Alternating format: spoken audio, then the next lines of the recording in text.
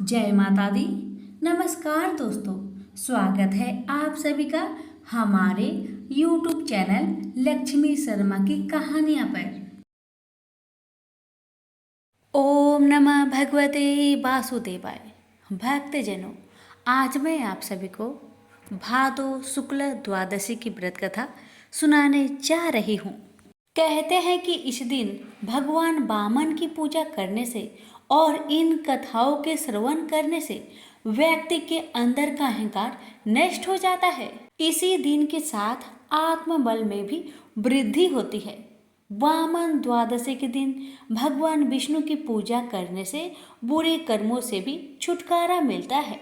तो आइए श्रवण करें वामन द्वादशी और द्वादशी व्रत में सुनी जाने वाली कथाएं। पवित्र हिंदू ग्रंथ श्री भगवत पुराण के अनुसार जब राजा बलि ने अपने पराक्रम से समस्त देवताओं को पराजित कर दिया तो सभी देवता भय के कारण छिपकर रहने लगे। तब देवताओं की माता अदिति ने भगवान विष्णु की उपासना कर पूरा व्रत रखा। इसका अर्थ है 12 दिन उन्होंने केवल दूध पिया। उनकी भक्ति से श्री हरि अत्यधिक प्रसन्न हुए और उन्हें दर्शन दिया।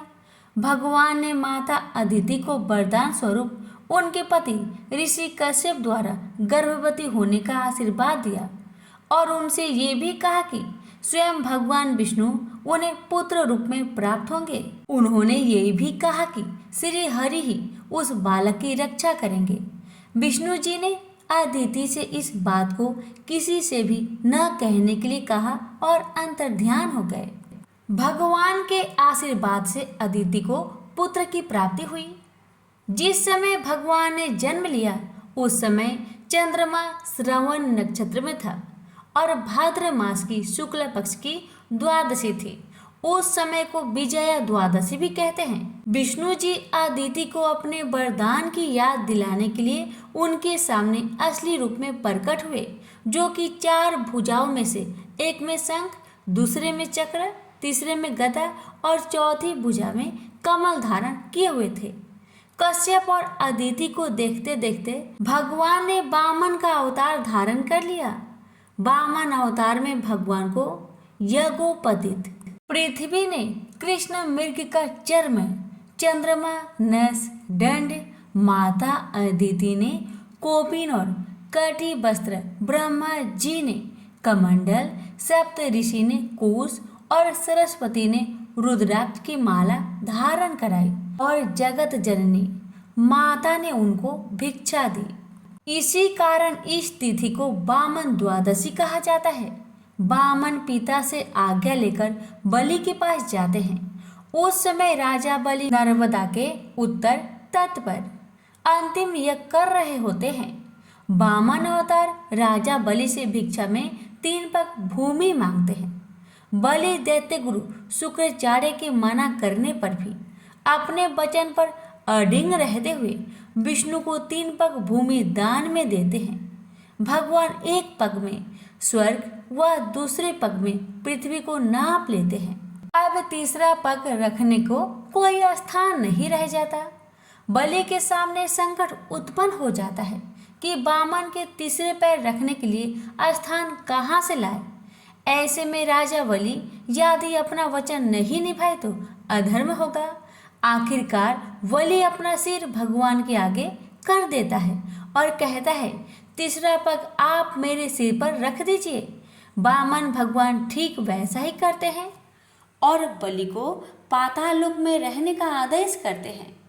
बलि शहर से भौतज्ञ को सिरोधार्य करता है। बलि के द्वारा वचन पालन करने पर भगवान विष्णु अत्यंत प्रसन्न होते हैं और दैत्यराज बलि को वर मांगने को कहते हैं। इसके बदले में बलि रात दिन भगवान को अपने सामने रहने का वचन मांग लेता है। श्री विष्णु अपना वचन का पालन करते हुए पाताल लोक में राजा बलि का द्वारपाल बनना स्वीकार करते हैं। वामन द्वादशी की पूजन विधि। इस दिन प्रातःकाल भक्तों को श्री हरि का स्मरण करने नियम अनुसार विधि विधान के साथ पूजा कर्म करना चाहिए। भगवान वामन को पंचोपचार अथवा षोडशोपचार पूजन करने के पश्चात चावल, दही इत्यादि वस्तुओं का दान करना उत्तम माना गया है। सबसे पहले पूर्व की ओर हरे वस्त्र पर वामन देवता की मूर्ति या चित्र स्थापित करें। फिर विधिवत दसोपचार पूजन करें।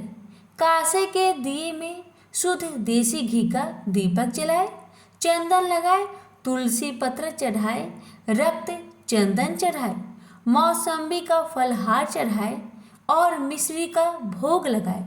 तत्पश्चात रुद्राक्ष की माला से इस मंत्र का एक माला जाप करें। संध्या समय व्रती को भगवान वामन का पूजन करना चाहिए और व्रत कथा सुननी चाहिए तथा समस्त परिवार वालों को भगवान का प्रसाद ग्रहण करना चाहिए। इस दिन चावल और दही सहित चांदी का दान करने का विशेष विधि विधान है। इस दिन व्रत एवं पूजन करने से भगवान वामन प्रसन्न होते हैं और भक्तों की समस्त मनोकामनाओं को पूर्ण करते हैं। वामन द्वादशी का महत्व। ऐसी मान्यता है कि वामन द्वादशी पर पूजा करने से मनुष्य के सभी पापों का नाश हो जाता है। साथ ही इस पूजा से काम या व्यापार में आने वाली सभी बाधाएं दूर होती है। इसके अलावा अगर आप भगवान वामन को अर्पित किया हुआ शहद का सेवन प्रतिदिन करेंगे तो आप हर रोग से मुक्त हो जाएंगे। वामन द्वादशी के विशेष पूजन, व्रत व उपाय से निरोगी काया प्राप्त होती है, व्यावसायिक सफलता मिलती है व पारिवारिक कटुता दूर होती है। धार्मिक मान्यताओं के अनुसार अगर इस दिन श्रावण नक्षत्र हो तो इस व्रत की महत्व और भी बढ़ जाती है। भक्तों को इस दिन उपवास करके वामन भगवान की स्वर्ण प्रतिमा बनवाकर पंचोपचार सहित उनकी पूजा करनी चाहिए। जो भक्ति, श्रद्धा एवं भक्ति पूर्वक वामन भगवान की पूजा करते हैं, वामन भगवान उनको सभी कष्टों से उसी प्रकार मुक्ति दिलाते हैं जैसे उन्होंने देवताओं को राजा बलि के कष्ट से मुक्त किया था। विधि विधान पूर्वक व्रत करने से सुख, आनंद, मनोवांछित फलों की प्राप्ति होती है। तो प्रेम से बोलिए वामन भगवान की जय। विष्णु भगवान की 3 पत्नियां थी, लक्ष्मी, सरस्वती और गंगा। तीनों बड़ी गुणवती और सौम्य हृदया थी, पर तीनों की अलग अलग प्रकृति थी। तीनों भगवान विष्णु के प्रति मन में अनन्य प्रेम रखती थी। स्वयं विष्णु भगवान भी तीनों को अनन्य प्रेम करते थे। भगवान विष्णु ने अपनी तीनों पत्नियों को समान अधिकार प्रदान कर रखा था। तीनों बड़ी स्वतंत्रता के साथ अपने अपने अधिकारों का उपभोग कर रही थी, पर प्रकृति की भिन्नता के कारण सरस्वती के मन में संदेह पैदा हो उठा कि विष्णु मेरी अपेक्षा गंगा को अधिक प्रेम करते हैं। जब संदेह उत्पन्न हो गया तो ईर्ष्या भी पैदा हो उठी। सरस्वती गंगा से जलने लगी, बात बात में उन्हें खरी खोटी सुनाने लगी। गंगा कुछ बोलती नहीं थी, वे चुपचाप सुन लिया करती थी। लक्ष्मी को सरस्वती का व्यवहार अच्छा नहीं लगा। उन्होंने अवसर पाकर सरस्वती से कहा, बहन सरस्वती, तुम जब देखो गंगा को खरी खोटी सुनाती रहती हो। तुम यह अच्छा नहीं कर रही। मेरी बात मानो, गंगा को जली खोटी सुनाना बंद कर दो। पर लक्ष्मी की नेक सलाह सरस्वती को अच्छी नहीं लगी। उनके हृदय में ईर्ष्या की आग जल रही थी। उन्होंने सोचा कि लक्ष्मी गंगा का पक्ष ले रही है, अतः उनके हृदय की आग और भी अधिक भड़क उठी। वे क्रोध भरे स्वरों में बोली, लक्ष्मी, तुम गंगा का पक्ष लेकर मेरा अपमान कर रही हो। मैं इसे सहन नहीं कर सकती। मैं तुम्हें श्राप देती हूँ, तुम नदी बनकर धरती पर प्रवाहित हो जाओ। लक्ष्मी बड़ी शांत प्रकृति की थी। वे सरस्वती के श्राप को सुनकर भी शीतल बनी रही। उन्होंने न तो श्राप का प्रतिवाद किया और न उनके प्रति मुख से कठोर शब्द भी निकले। ऐसा लगा जैसे उनके लिए कुछ हुआ ही ना हो। पर गंगा को सरस्वती का श्राप अच्छा नहीं लगा। वे सरस्वती के श्राप को सुनकर उत्तेजित हो उठी और क्रोध भरे स्वरों में बोली, सरस्वती, तुमने लक्ष्मी को श्राप देकर बड़ा अनुचित कार्य किया है। वे तो तुम्हारे श्राप को सुनकर चुप रही, पर मैं चुप नहीं रह सकती। मैं तुम्हें भी श्राप देती हूँ। तुम भी नदी बन जाओ और धरती पर जाकर प्रवाहित हो। यह सुनकर सरस्वती के मन की आग और भी अधिक भड़क उठी। वे क्रोध भरे स्वरों में बोली, मैं तो नदी बन जाऊंगी, पर तुम भी बैकुंठ में नहीं रह सकती। मैं भी तुम्हें श्राप दे रही हूँ, तुम भी नदी बन जाओ और धरती पर जाकर प्रवाहित हो। इस प्रकार भगवान विष्णु की तीनों पत्नियां कला और ईर्ष्या के कारण एक दूसरे को श्राप देकर दुख का शिकार बन गई। यह सुनकर भगवान विष्णु को बड़ा दुख हुआ। उन्होंने अपनी पत्नियों से कहा, तुम तीनों ने ईर्ष्या के कारण एक दूसरे को श्राप देकर अच्छा नहीं किया। तुम तीनों ने स्वयं अपने लिए दुख को निमंत्रित किया है, अपने ही हाथों से अपना घर को जलाया है। विष्णु की भर्त्सना से तीनों पत्नियां बड़ी दुखी हुई। वे दुख प्रकट करती हुई विष्णु से क्षमा याचना करने लगी। विष्णु ने कहा, तुम तीनों ने एक दूसरे को श्राप दिया है।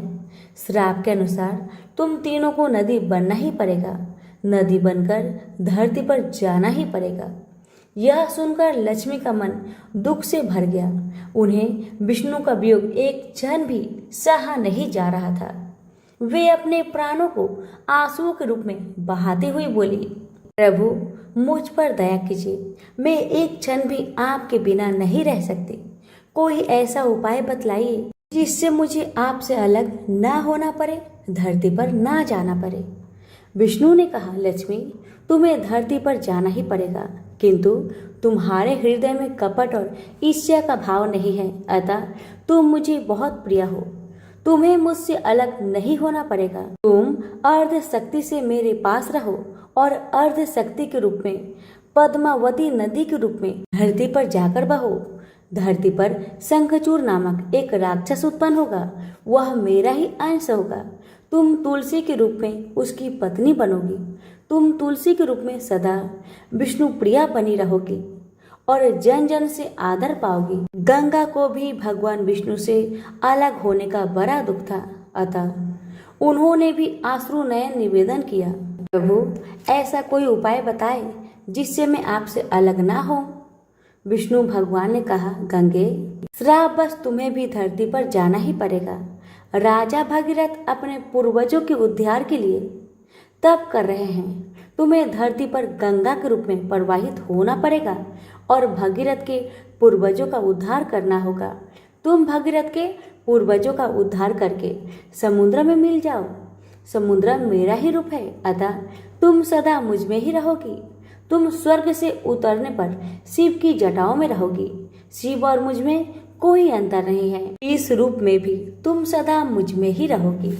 सरस्वती चुपचाप विष्णु की बातें को सुन रही थी। अंत में भगवान विष्णु ने सरस्वती की ओर देखा और कहा, सरस्वती तुम अपने अर्ध गुणों से नदी बनकर बहोगी और अर्ध गुणों से ब्रह्मा की पत्नी बनोगी। श्राप का फल तुम्हें भी भोगना ही पड़ेगा। सरस्वती बोली, भगवान आप तो भेद विभेद रहित है, फिर आप लक्ष्मी और मुझ में भेद क्यों कर रहे हैं? आपने लक्ष्मी को तो अपने पास ही रहने की अनुमति प्रदान की, पर मुझे आप सदा के लिए अलग कर रहे हैं। विष्णु बोले, सरस्वती किसी को भी न तो मैं विलग करता हूँ और न अपने पास रखता हूँ। मेरी किसी में न तो आसक्ति है और न किसी में विरक्ति है। सबको अपने अपने गुणों और कर्मों के अनुसार ही मेरा सहचार्य प्राप्त होता है। लक्ष्मी निष्कपट हृदय की है, वे ना तो किसी से ईर्ष्या करती है ना किसी से वैर रखती है, वे सबसे प्रेम करती है और यही कारण है कि वे सदा मेरे साथ रहती है। पर तुम ईर्ष्या और क्रोध के वशीभूत रहती हो, यही कारण है कि तुम्हें मुझसे अलग होना पड़ रहा है। विष्णु की कथन को सुनकर सरस्वती मौन हो गई। उन्हें ऐसा लगा जैसे विष्णु की कथन का प्रत्येक अक्षर मूर्तिमान बनकर खड़ा हो गया हो। सरस्वती का हृदय पश्चाताप की वेदना से जलने लगा, पर अब क्या हो सकता था? अब तो तीर उनके हाथों से छूट चुका था। जो मनुष्य क्रोध और ईर्ष्या के वशीभूत होकर अपने हाथों से ही अपने घरों में आग लगा लेते हैं, उन्हें सरस्वती की भांति ही पश्चाताप की वेदना में जलना पड़ता है। तो प्रेम से बोलिए लक्ष्मी नारायण की जय। से बोली तुलसी मैया की जय। सुवार्णी मुनि की पुत्री तुलसी अपूर्व सुंदर थी। उसकी इच्छा थी कि उनका विवाह भगवान नारायण के साथ हो। इसके लिए उन्होंने नारायण पर्वत की घाटी में स्थित बद्रीवन में घोर तपस्या की। दीर्घ काल तक तपस्या के उपरांत ब्रह्मा जी ने प्रसन्न होकर दर्शन दिए और वर मांगने को कहा। तब तुलसी जी ने कहा, हे सृष्टि के कर्ता ब्रह्मदेव, आप तो अंतर्यामी हैं, आपसे क्या छुपा है। सबकी मन की बात आप जानते हैं, फिर भी मैं अपनी इच्छा आपको बताती हूँ। मैं चाहती हूँ कि भगवान श्री हरि मुझे पति रूप में मिले। तुलसी की बातें सुन ब्रह्मदेव ने कहा, तुम्हारा अभीष्ट तुम्हें अवश्य मिलेगा। आपने पूर्व जन्म में किसी अपराध के कारण तुम्हें श्राप मिला है। इसी प्रकार भगवान श्री नारायण के एक पार्षद को भी दानव कुल में जन्म लेने का श्राप मिला है। दानव कुल में जन्म लेने के बाद भी उसमें नारायण का अंश विद्यमान रहेगा। इसलिए इस जन्म में पूर्व जन्म के पाप के शमन के लिए संपूर्ण नारायण तो नहीं, नारायण के अंश से युक्त दानव कुल में जन्मे उस श्रापग्रस्त पार्षद से तुम्हारा विवाह होगा। श्राप मुक्त होने पर भगवान श्री नारायण सदा सर्वदा के लिए तुम्हारे पति हो जाएंगे। तुलसी ने ब्रह्मा जी के इस वर को स्वीकार किया, क्योंकि मानव कुल में जन्म के कारण उसे मायावी भोग तो भोगना ही था। तुलसी बद्री वन में रहने लगी। नारायण का वह पार्षद दानव कुल में शंखचूड़ के नाम से पैदा हुआ था। कुछ दिनों के बाद वह भ्रमण करता हुआ बद्री वन में आया, जहाँ तुलसी रहा करती थी। वहां तुलसी को देखते ही उस पर मुग्ध हो गया। तुलसी के सामने उसने अपने साथ विवाह करने का प्रस्ताव रखा। इतने में ही वहां ब्रह्मा जी भी आ गए और उन्होंने तुलसी से कहा, तुलसी, शंखचूड़ को देखो, कैसा देवोपम इसका स्वरूप है।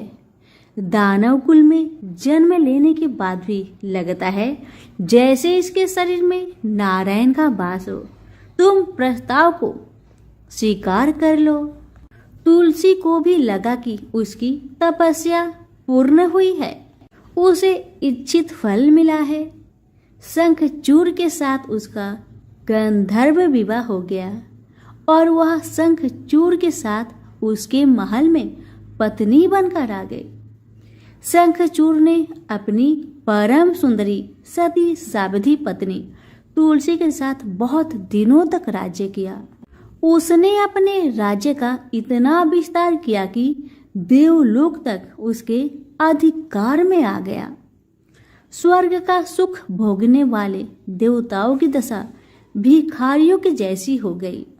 शंखचूड़ किसी को भी कष्ट नहीं देता था, पर अधिकार और राज्य छीन जाने से सारे देवता मिलकर ब्रह्मा, विष्णु और शिव की सभा में गए तथा अपनी विपत्ति सुनाई। ब्रह्मा जी ने कहा, तुलसी परम साध्वी है, उसका विवाह शंखचूड़ से मैंने ही करवाया था। शंखचूड़ को तब तक नहीं हराया या मारा जा सकता है जब तक तुलसी को न छला जाए। विष्णु जी ने कहा, शंखचूड़ पूर्व जन्म में मेरा पार्षद था। श्राप के कारण उसे दैत्य कुल में जन्म लेना पड़ा। इस जन्म में भी मेरा अंश उसमें व्याप्त है। साथ ही तुलसी के पतिव्रत धर्म से वह अजय है। फिर देवताओं की सम्मति से भगवान शिव ने शंखचूड़ के पास संदेश भेजा कि या तो वह देवताओं का राज्य लौटा दे या फिर उनसे युद्ध करे। शंखचूड़ भगवान शंकर के पास पहुंचा। उसने कहा, देवादिदेव, आपके लिए देवताओं का पक्ष लेना उचित नहीं है। राज्य बढ़ाना हर राजा का कर्तव्य है। मैं किसी को दुखी नहीं कर रहा हूँ। देवताओं से कहिए वे मेरी प्रजा होकर रहे। मैंने आपका भी कोई उपकार नहीं किया है और हमारा आपका युद्ध शोभा नहीं देता। अगर आप हार गए तो बड़ी लज्जा की बात होगी। मैं हार गया तो आपकी प्रीति बहुत अधिक नहीं बढ़ेगी। शंखचूड़ की बातें सुन भगवान शंकर हंसने लगे। भगवान तो सब रहस्य समझते थे। तुलसी और शंखचूड़ के पूर्व जन्म की श्राप की अवधि लगभग पूरी हो चुकी थी। भगवान बोले, इसमें कृति और लज्जा की बात नहीं। तुम देवों के राज्य लौटाकर उन्हें उनके पद पर प्रतिष्ठित होने दो। युद्ध से बचने का यही एक उपाय है। शंखचूड़ ने कहा, मैंने युद्ध के बल से देवलोक जीता है। कोई उसे युद्ध के द्वारा ही वापस ले सकता है। यह मेरा अंतिम उत्तर है। मैं जा रहा हूँ। ऐसा कहकर शंखचूड़ चला गया। उसने अपनी पत्नी तुलसी को सारी बात बताई और कहा, कर्म भोग सब काल सूत्र में बंधा है। जीवन में हर्ष, शोक, भय, सुख, दुख, मंगल, अमंगल काल के अधीन है। हम तो केवल निमित्त है। संभव है भगवान शिव दोनों का पक्ष लेकर मुझसे युद्ध करे। तुम चिंता मत करना। तुम्हारी सती तेज मेरी रक्षा करेगी। दूसरे दिन भगवान शंकर ने नेतृत्व में देवताओं ने युद्ध छेड़ दिया। शंखचूड़ ने भीषण बाणों की वर्षा कर उनका वेग रोका। उसके प्रहार से देवता डगमगाने लगे। उसने दानवी शक्ति का प्रयोग कर मायावी युद्ध आरंभ किया। युद्ध स्थल पर दानव शंखचूड़ किसी को दिखाई नहीं देता था, पर उसका अस्त्र शस्त्र देवताओं पर प्रहार कर देवताओं को घायल कर रहा था। अब देवतागण अपना अस्त्र शस्त्र चलाए तो किस पर चलाए और कैसे चलाए, क्योंकि कोई शत्रु सामने था ही नहीं। कई दिनों तक इस तरह भयंकर युद्ध चला। शंखचूड़ पराजित नहीं हुआ। तब भगवान शिव ने विष्णु जी से कहा, विष्णु कुछ उपाय करिए, अन्यथा मेरा तो सारा यश मिट्टी में मिल जाएगा। तब श्री हरि विष्णु ने सोचे, बल से तो शंखचूड़ को हराया नहीं जा सकता, इसलिए छल का सहारा लेना होगा। उन्होंने तुरंत अपना स्वरूप शंखचूड़ जैसा बनाया और वस्त्र शस्त्र से सज्जित हो तुलसी के पास आए और बोले, प्रिय, मैं युद्ध में जीत गया। सारे देवता भगवान शंकर समेत हार गए। आओ, इस खुशी में आओ, मैं तुम्हें अंक से लगा लूं। पति को प्रत्यक्ष करा देख तथा विजय का समाचार सुन वह दौड़कर मायावी शंखचूड़ के गले से लिपट गई। इस प्रकार पति पत्नी दोनों ने आलिंगन को खूब खुशी मनाई। पर पुरुष के साथ इस प्रकार का व्यवहार से उसका सती तेज नष्ट हो गया। उसका सती तेज जो शंखचूड़ की कवच के रूप में रक्षा कर रहा था, वह कवच नष्ट हो गया। शंखचूड़ शक्तिहीन हो गया। यह जानते ही भगवान शंकर ने अपने त्रिशूल से प्रहार किए। त्रिशूल के लगते ही शंखचूड़ जलकर भस्म हो गया। शंखचूड़ के मरने को जानकर विष्णु अपने असली स्वरूप में आ गए। सामने अपने पति शंखचूड़ के स्थान पर भगवान विष्णु को खड़ा देख तुलसी बहुत विस्मित हुई। उसको पता लग गया कि स्वयं नारायण ने उसके साथ छल किया है। क्रोध में आकर उसने श्राप दिया, एक सती स्त्री का अस्तित्व भंग करने के अपराध में तुम हृदयहीन पत्थर हो जाओ। विष्णु ने तुलसी के श्राप को सिरोधार्य कर कहा, देवी तुम्हारा तथा शंखचूड़ के कल्याण के लिए मुझे ऐसा करना पड़ा। तुम दोनों को श्राप मुक्त करना था। तुम भी अब शरीर त्याग कर तुलसी बिरुवा के रूप में जन्म लोगी और मेरी पूजा तुलसी दल से होगी। मैं सालग्राम पत्थर बनूंगा। मेरे शीश पर तुम आदर से विराजमान होगी। तुम्हारे पति की हड्डियों के चूर्ण से शंख की उत्पत्ति होगी।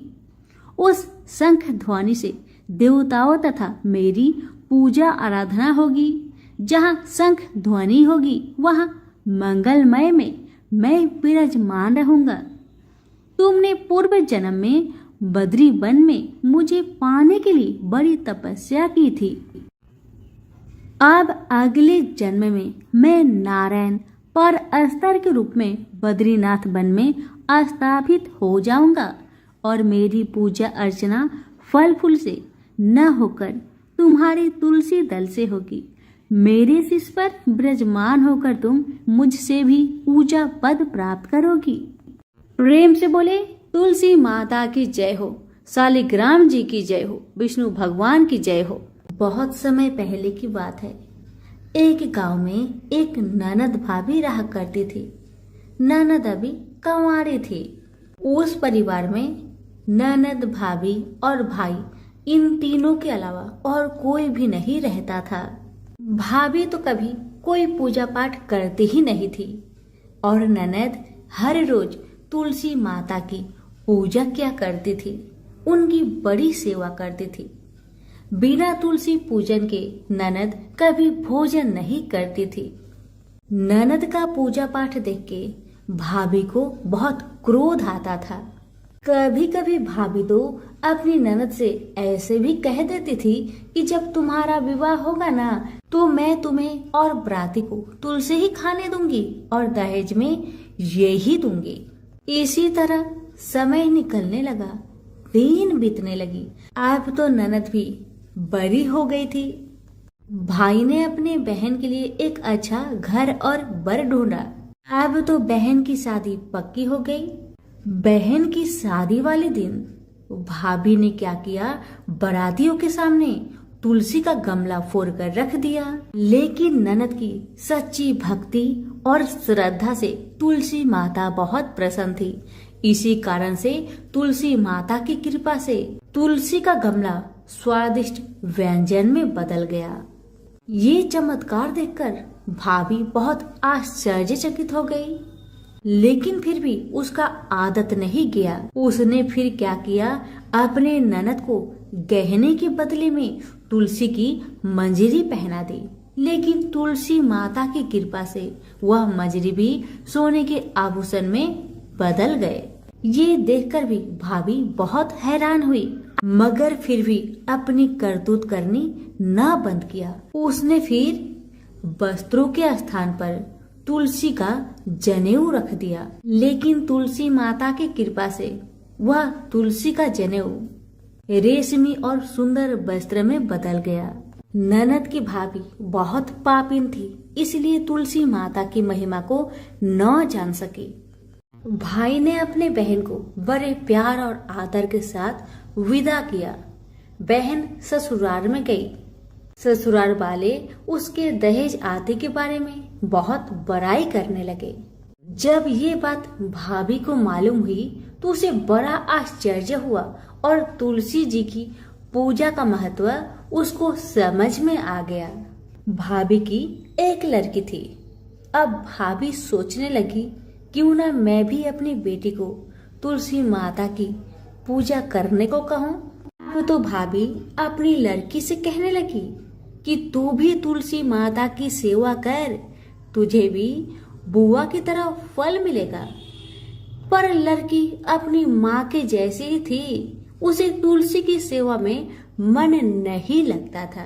भाभी की लड़की हर रोज सुबह स्नान करके ऊपर के मन से अपनी माँ की बात रखने के लिए तुलसी माता की पूजा कर लिया करती थी, मगर मन उसका पूजा में कभी नहीं लगा। इसी तरह समय बीतते गया। इस बार भाभी ने खुद अच्छा घर और वर देखकर अपनी बेटी का विवाह तय किया। और जब विवाह का समय आया तो भाभी ने सोचा जैसा व्यवहार मैंने अपनी ननद के साथ किया वैसा ही व्यवहार मैं अपनी बेटी के साथ करूंगी, क्योंकि मैंने जो ननद के साथ व्यवहार किया उसी व्यवहार के कारण ननद को इतनी इज्जत मिली थी।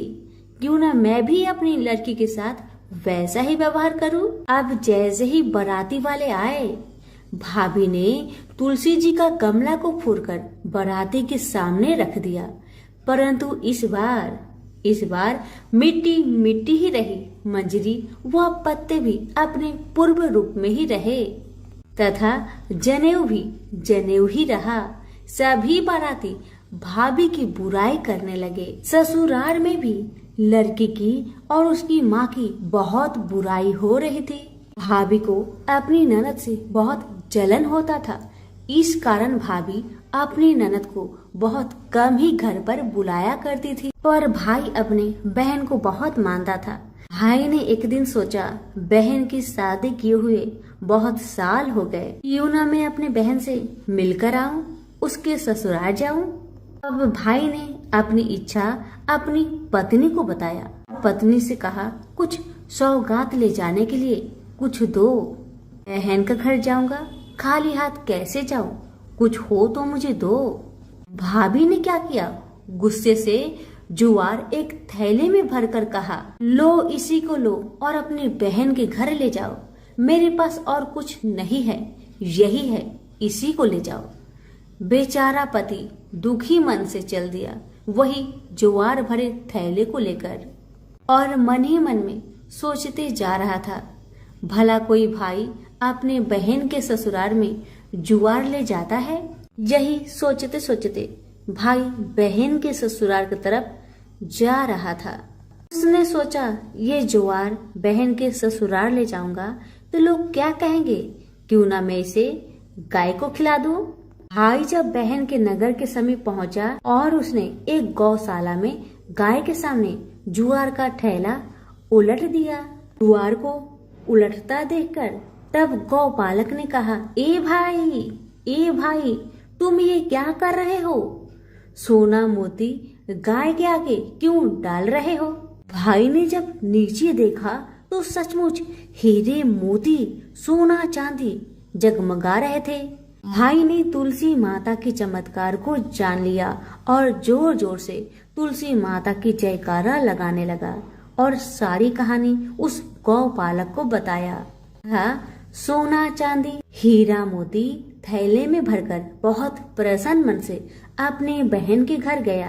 बहन भाई को देखकर बहुत प्रसन्न हुई और अपनी भाई की बहुत आवभगत की। भाई ने अपनी बहन के सास ससुर से आज्ञा लेकर अपनी बहन को घर लेकर आया और रास्ते में सारी कहानी बताते आ रहा था कि कैसे भाभी ने ज्वार भरकर थैले में दिए थे और तुलसी माता की कृपा से कैसे ये ज्वार हीरे मोती सोने चांदी में बदल गए। भाई को तुलसी माता का महिमा पता चल गया था।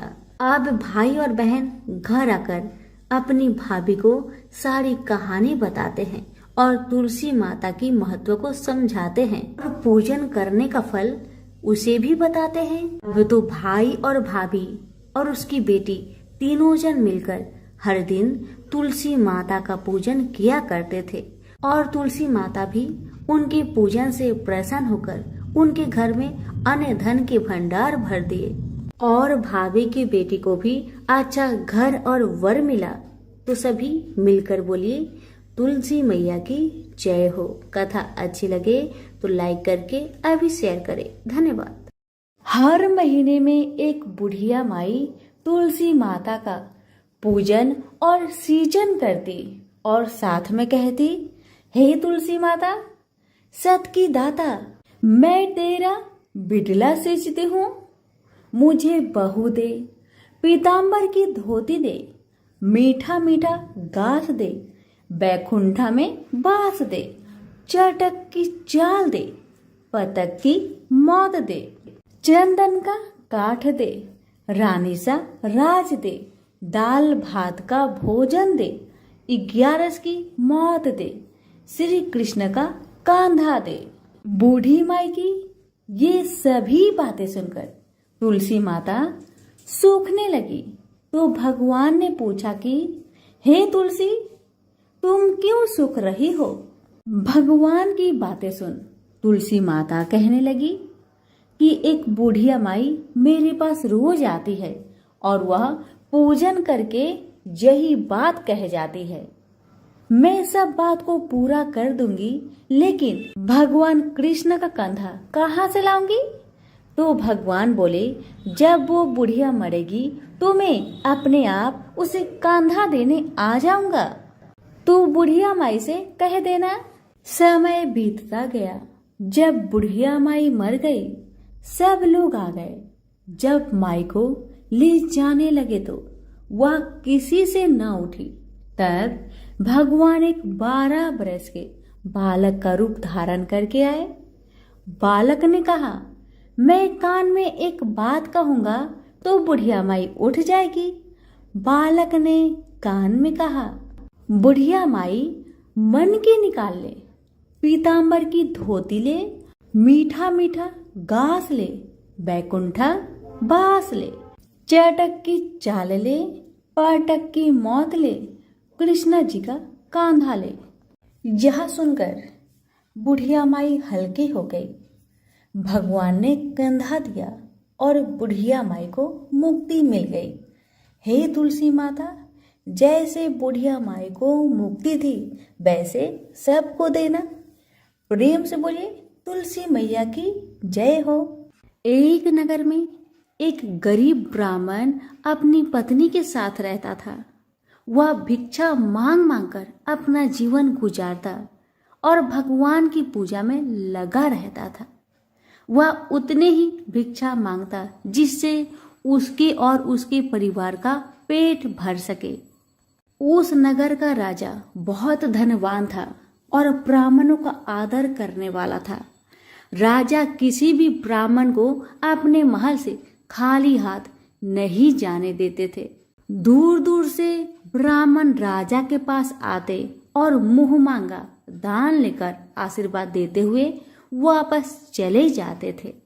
एक दिन ब्राह्मण की पत्नी ने ब्राह्मण से कहा कि दूर दूर के ब्राह्मण राजा से मनचाहा दान लेकर चले आते हैं और तुम भी यहाँ रहकर राजा के पास नहीं जाते।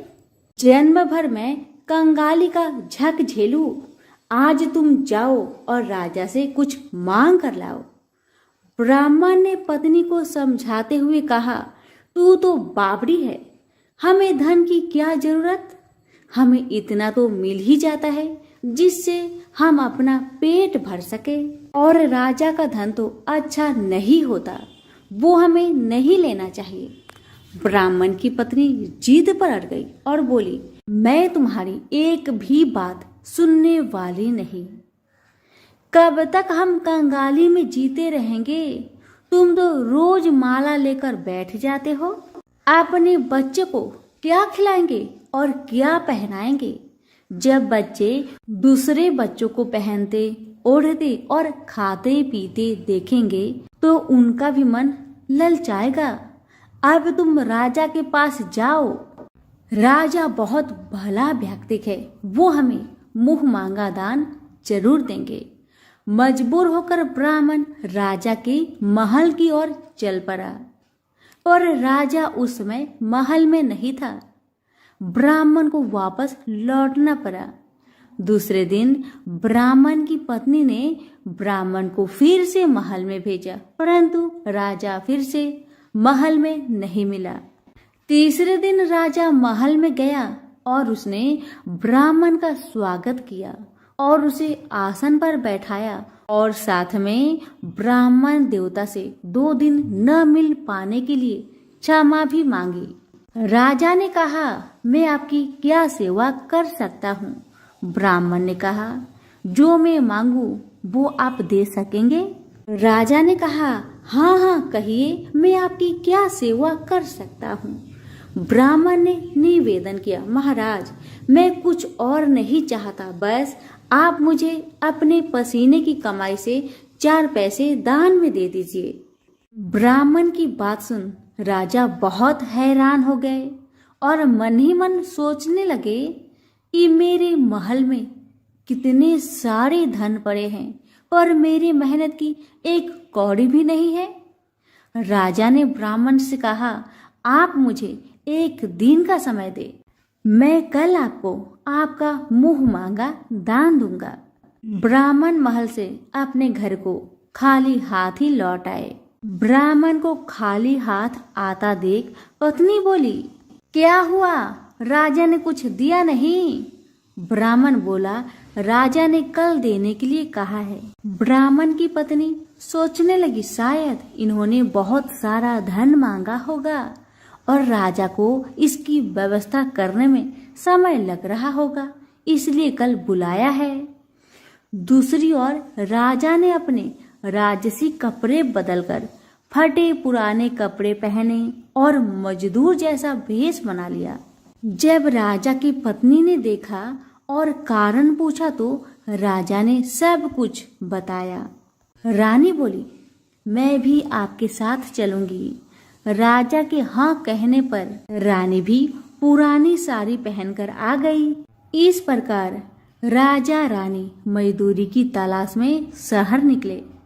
लुहारों के मोहल्ले में जाकर राजा ने आवाज लगाई, किसी को मजदूर चाहिए? आखिरकार एक लुहार ने उन्हें बुला लिया, जो पहिए पर हाल चढ़ाने की तैयारी कर रहा था। उसने राजा से कहा, देखो, तुम्हें पहले खलात ठोकनी पड़ेगी और जब आग आ जाए उसके बाद घन पिटना होगा। फिर रानी की ओर देखकर कहा, तुम्हें कुएं से पानी लेकर होदी भरनी होगी और कोयले वाले घर से कोयला लेकर भट्टी में डालना होगा। तुम दोनों के दिन भर काम करने के लिए मैं तुम्हें 2-2 आने दूंगा। अगर काम पसंद हो तो बोलो, नहीं तो अपना रास्ता नापो। राजा रानी लोहार के बताए काम को करने लगे।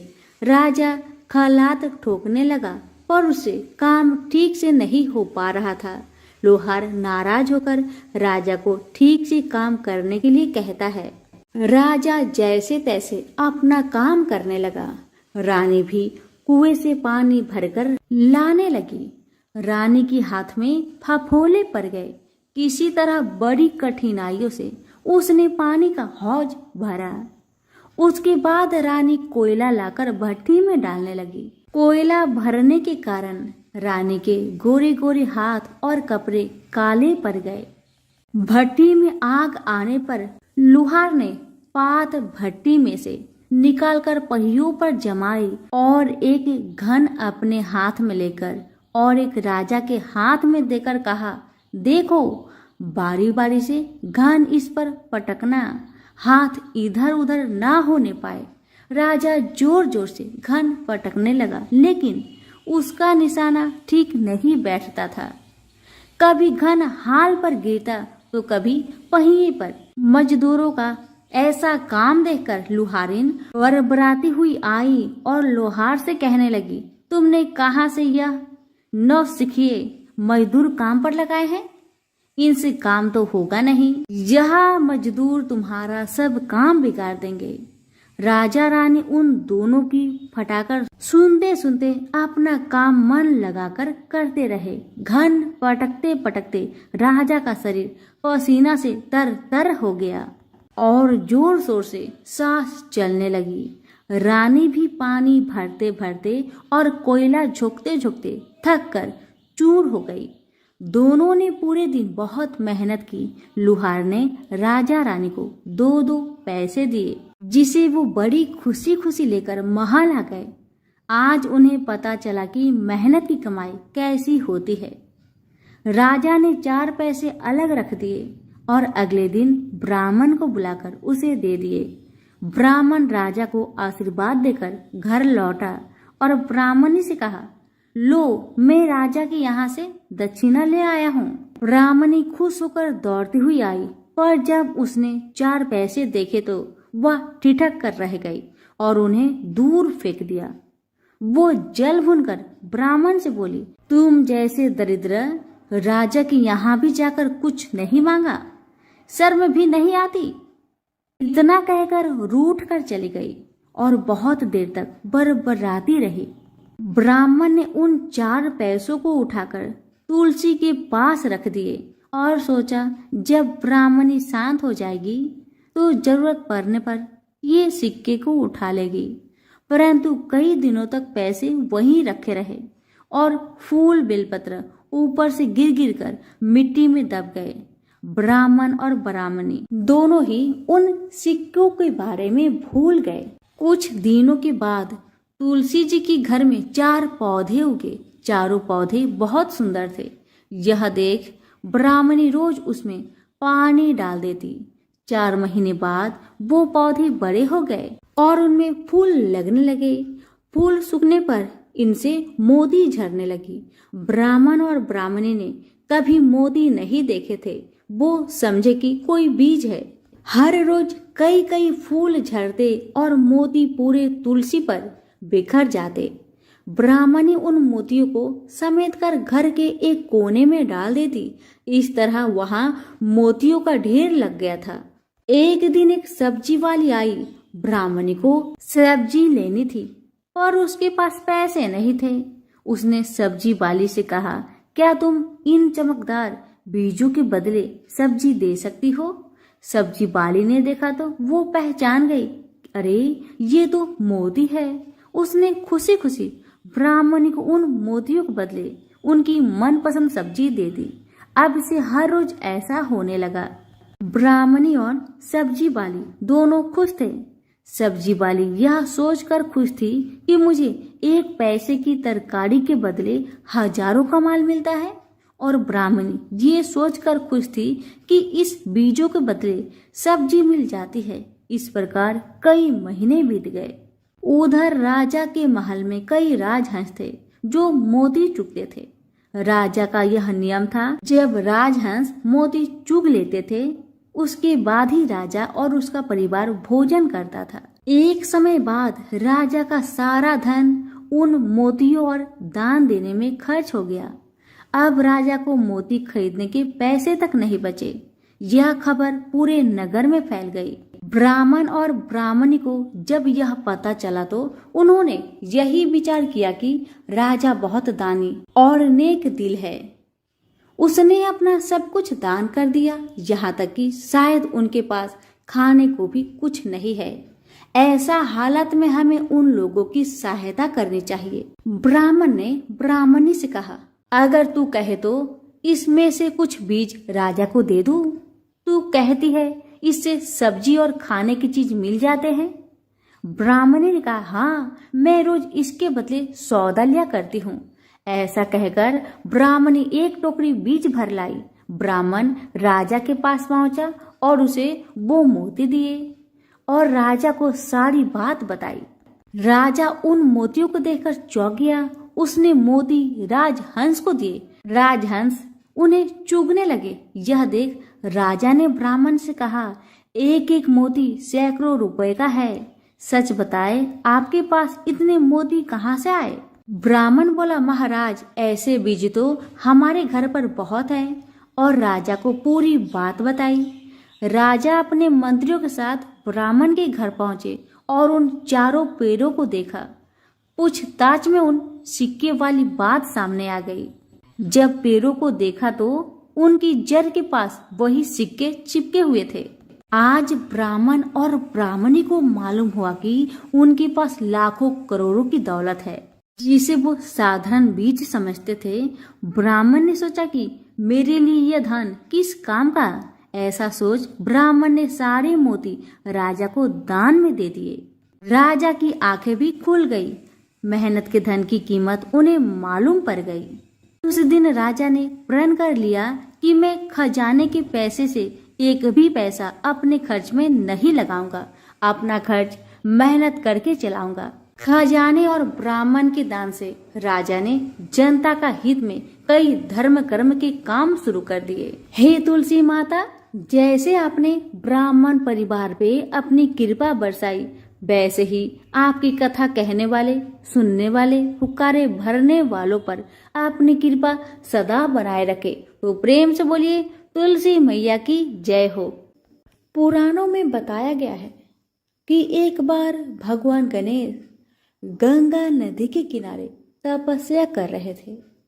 इसी कालावधि में धर्मात्मज की कन्या तुलसी विवाह की इच्छा लेकर तीर्थ यात्रा पर निकली। देवी तुलसी सभी तीर्थ स्थल का भ्रमण करते हुए गंगा के तट पर पहुंची। गंगा तट पर देवी तुलसी ने देखा कि युवा गणेश जी तपस्या में लीन थे। शास्त्रों के अनुसार तपस्या में विलीन गणेश जी रत्न जटित सिंहासन पर विराजमान थे। उनके समस्त अंगों पर चंदन लगा हुआ था। उनके गले में परिजात पुष्प के साथ स्वर्ण मणि रत्नों के अनेक हार पड़े थे। उनकी कमर में अत्यंत कोमल रेशम का पीतांबर लिपटा हुआ था। तुलसी श्री गणेश के इस सुंदर स्वरूप पर मोहित हो गई। उसके मन में गणेश से विवाह करने की इच्छा जागृत हुई। तुलसी ने विवाह की इच्छा से उनका ध्यान भंग किया। तब भगवान श्री गणेश ने तुलसी द्वारा तप भंग करने को अशुभ बताया और तुलसी की मनसा जानकर स्वयं को ब्रह्मचारी बताकर उसके विवाह प्रस्ताव को नकार दिए। विवाह प्रस्ताव ठुकराने पर तुलसी ने नाराज होकर गणेश जी को श्राप दिया कि उनके एक नहीं बल्कि 2 विवाह होंगी। इस पर श्री गणेश ने भी तुलसी को श्राप दे दिया कि तुम्हारा विवाह एक असुर से होगा। एक राक्षस की पत्नी होने का श्राप सुनकर तुलसी ने गणेश जी से माफी मांगी।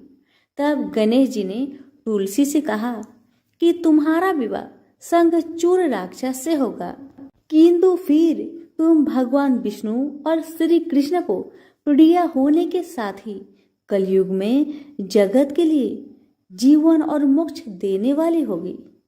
पर मेरी पूजा में तुलसी चढ़ाना शुभ नहीं माना जाएगा।